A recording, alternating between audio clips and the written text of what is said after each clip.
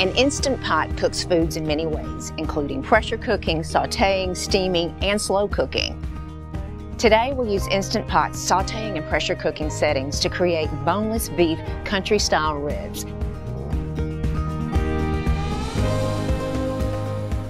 First, brown the beef using the sauté function. Place the beef in the Instant Pot when it reads hot.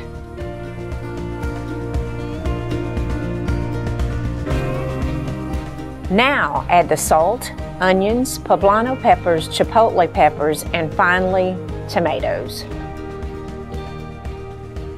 Close and lock the lid. Program 60 minutes on the timer.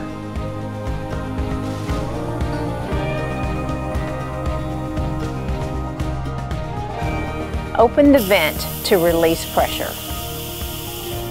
Carefully remove the lid. Remove the beef from the Instant Pot. Top with cilantro and serve with Texas pride.